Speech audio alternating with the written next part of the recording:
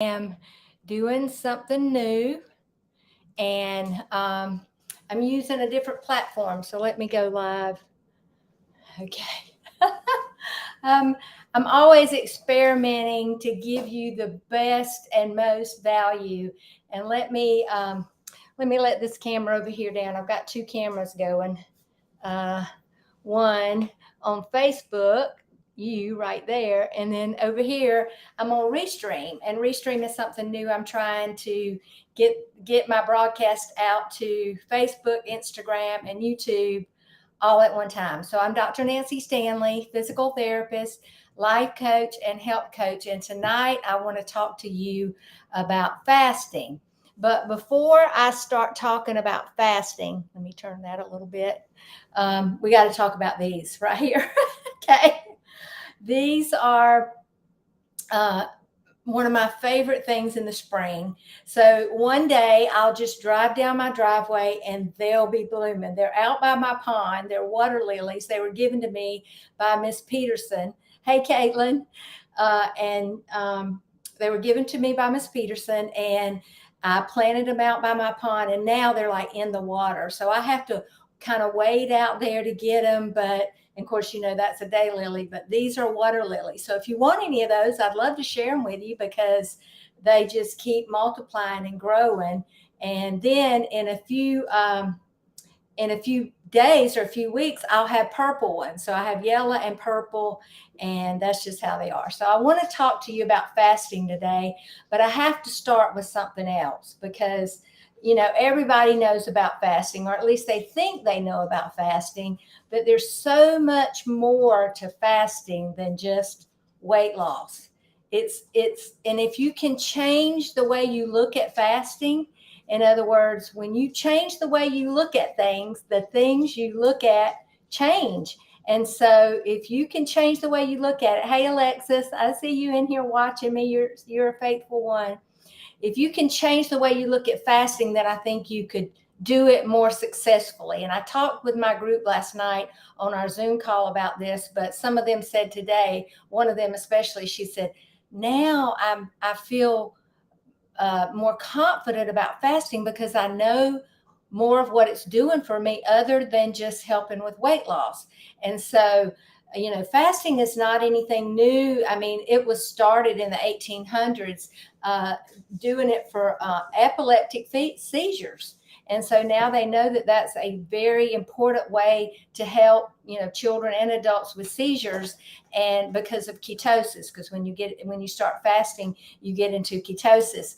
So, but you can't really understand fasting until you understand insulin sensitivity and resistance. So I'm going to start with insulin sensitivity.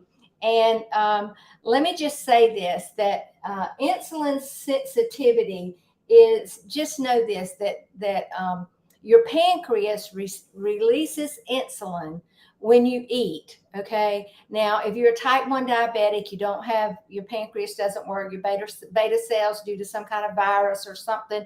They don't really know a lot about that now yet, but they know a lot about it, but they haven't resolved it yet. They do pancreas implants and that sort of thing, or beta cell implants. But let's just say that if you're insulin sensitive, here's what's happening in your body. When you eat, your body secretes glucose into the blood. Your pancreas senses that, and it releases insulin. And the purpose of insulin, okay, is to drive, you see this is insulin, it's to drive glucose, which is your energy, all right? That's why we eat, that's why we have food, is to drive it into the cell, all right? And this is a cell, okay?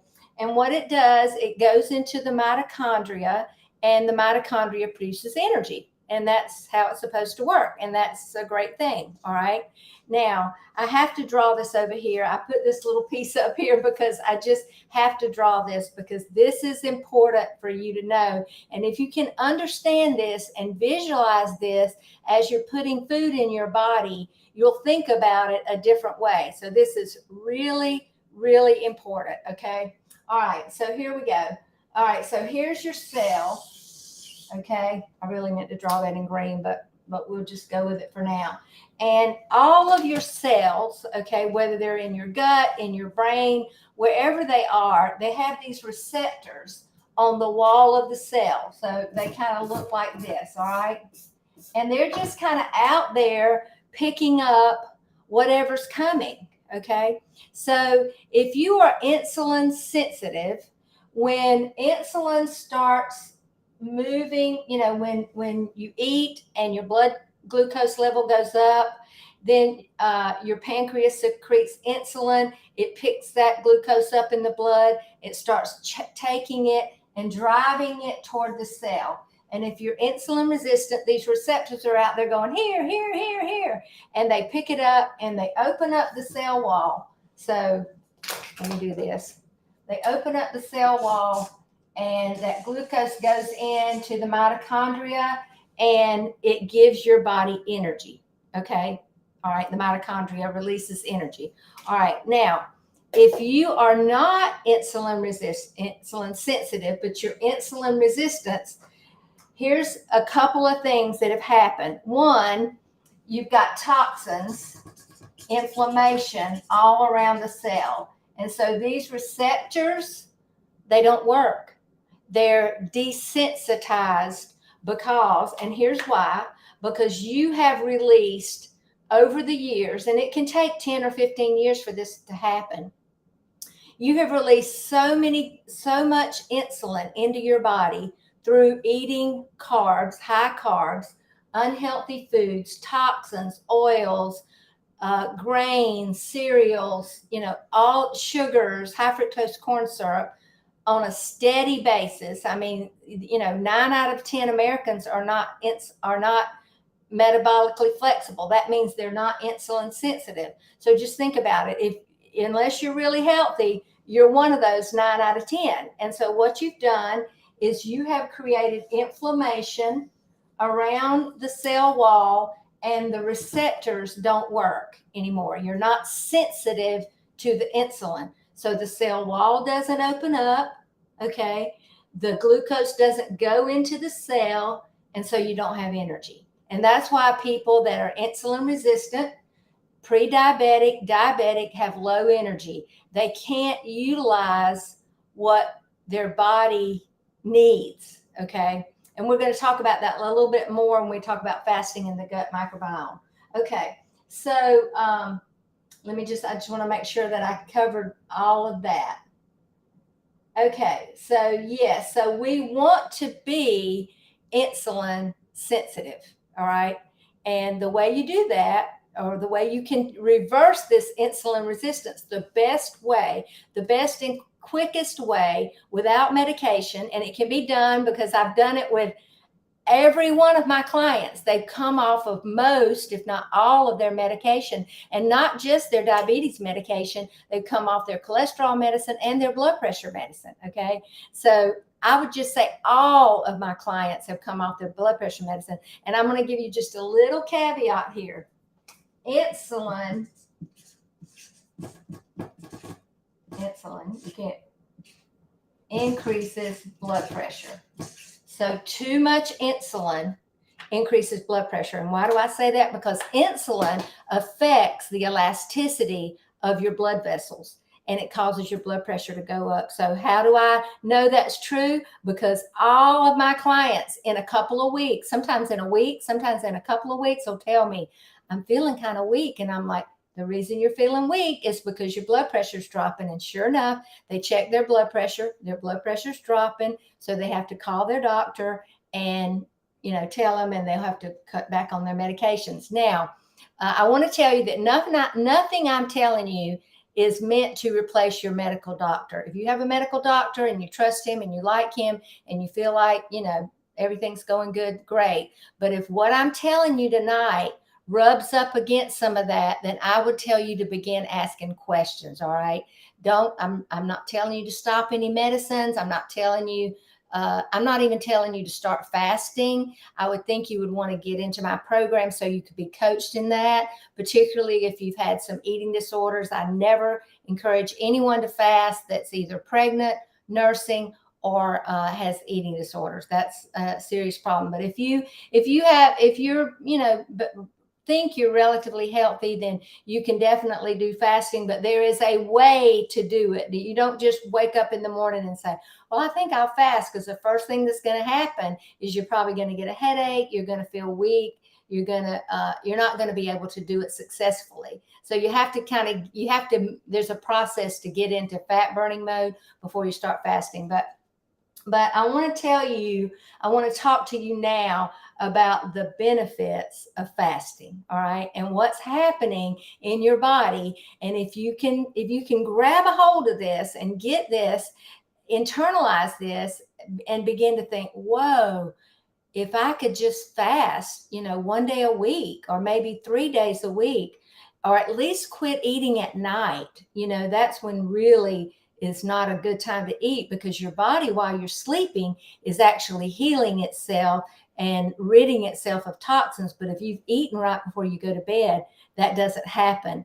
Your human growth hormone normally goes up about midnight, but if you've eaten, your insulin's up. And remember, I told you insulin is a bully hormone, and it's going to negate your human growth hormone. So you're literally going to gain weight. You're actually going to be storing fat while you're sleeping, rather than burning fat, and you're not going to get good sleep. So one of the first things my clients notice is their sleep improves. So I just want to encourage you with that. All right. So let's talk about, so if you can start to do a 12 to 16 hour fast, what happens is that's when your body begins to heal. So it takes about 12 hours for your body to process a meal. So think about, if you ate at 6 at night and then you waited till 6 in the morning to eat again, then you've had about 12 hours in your body starting to is able to begin to take on more food, because it's emptied, your gut's empty, and you've processed that food. But most people, think about it, they eat breakfast maybe at 7:30 or 8, they eat lunch at 11:30 or 12, they eat a snack, and then they eat another meal, and then they eat something else. So they're eating for about 16 hours of the day. And we were not created to do that. We were created to fast, to go a longer period of time without eating. And here's how I know that, because what happens to my body when I fast. So I begin to heal, and my body begins to rest at 12 to 16 hours. Okay. All right. Then about 17 hours after not eating. So let's just say you ate supper at 6 o'clock, and then the next day you didn't eat until 12. So that was 12. That's about 17 hours. So autophagy begins to happen. And what this is, your body is so amazing.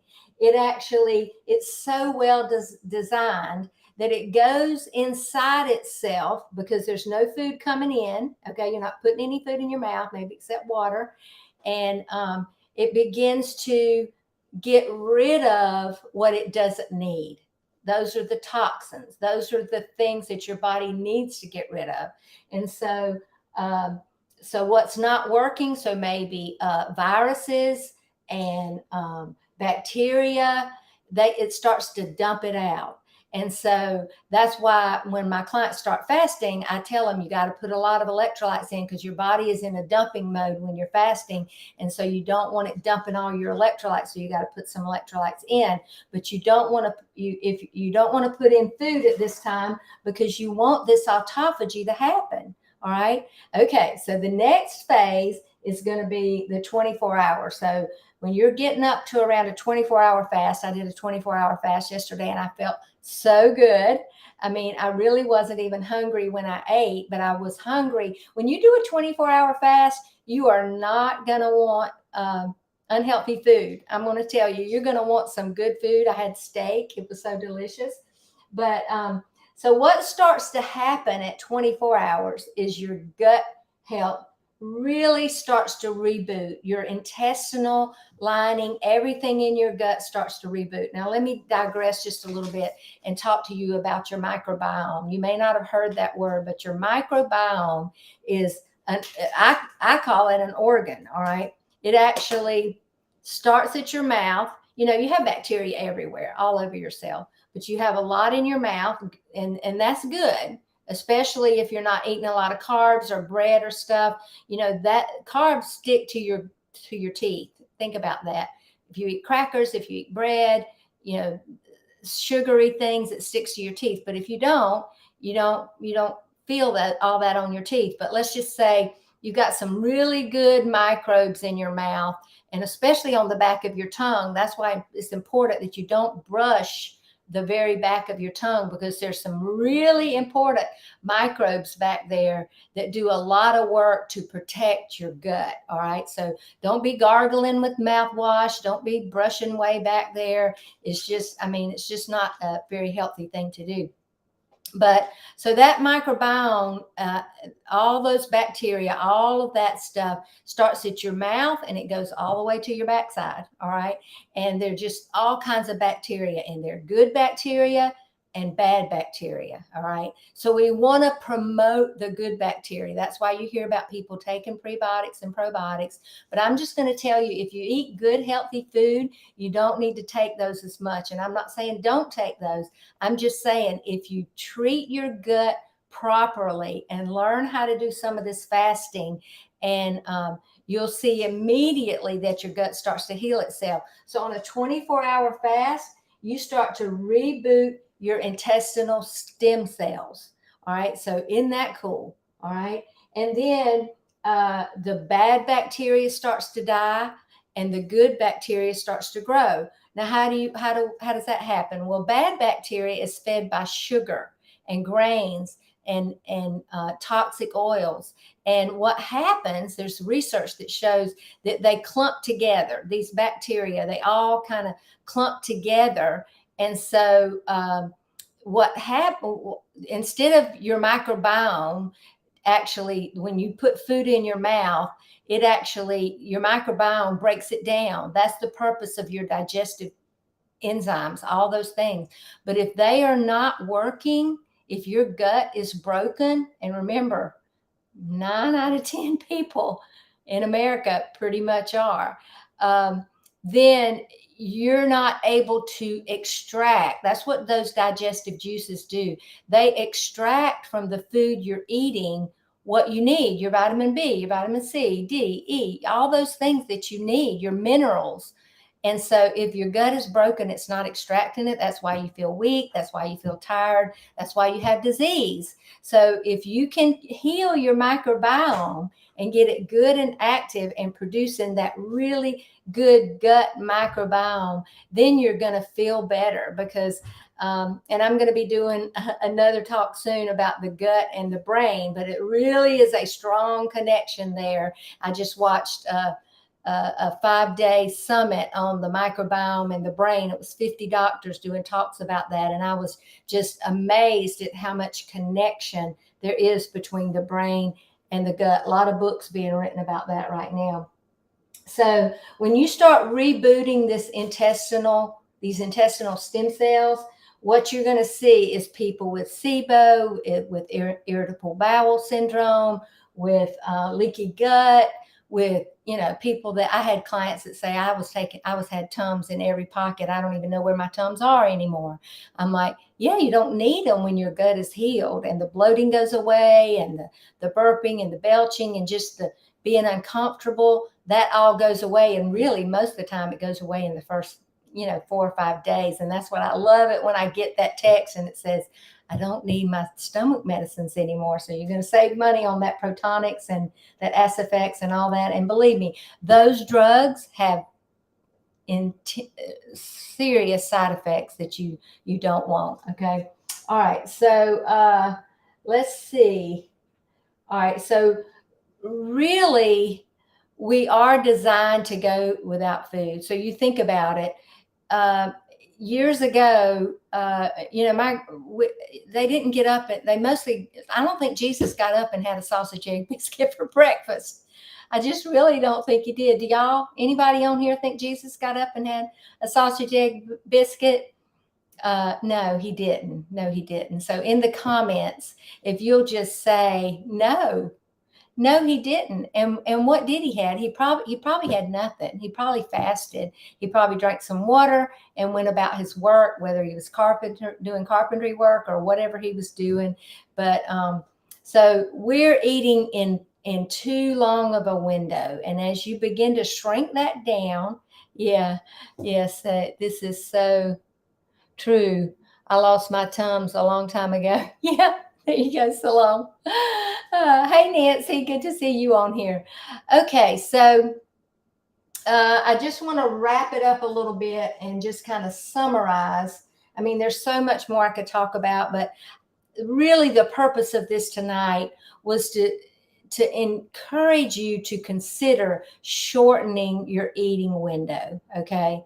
And if you want to know more, I'll be offering a new challenge starting soon.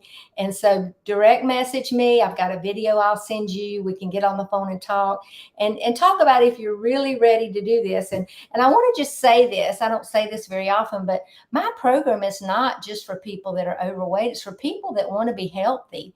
It's for people that want to stay out of the nursing home and the doctor's office and want to get off their medications and want to, feel good. I mean, at 66 years old, I feel great. I mean, here I am at 9 o'clock, still going strong. I was up this morning at 6 o'clock. I try to get 10 hours of sleep. Sleep is really, really important. That's when I heal. I also heal when I fast. So message me. You can visit my website, drnancystanley.com. And I look forward to hearing from you. So I'm going to do a little poll. All right. Okay. So, and really, this is just to get you engaged. All right. So you see, if you've been following me, you see I'm wearing my hair a little different. It's kind of down, more flat, and less poofed up and curled. So I want to take a poll. Do you like it better like this? So just say, well, let's just call it smooth. Or let's see, what can we call it? Straight. We'll call it straight. Do you like it straight or do you like it curly? Okay. So Cindy, I see Cindy on here. She's saying, I love the fasting and the energy. Yes, that is amazing. Anytime, like I'm fasted now, anytime I'm going to do anything like an event or even exercise, I love to exercise fasted because I feel so much more empowered. So thank y'all for joining me. Let me know if you have any questions. Okay, so you like it straight, Alexis. There you go. Okay. One of my best friend, Michelle, she tells me, I like your hair when you just let it be straight. But I grew up getting perms because I had such straight hair. And yeah, you like it by the way. Thanks, Cindy. I just like to mix it up, but I really wanted to get you commenting because comments is what gets my videos played.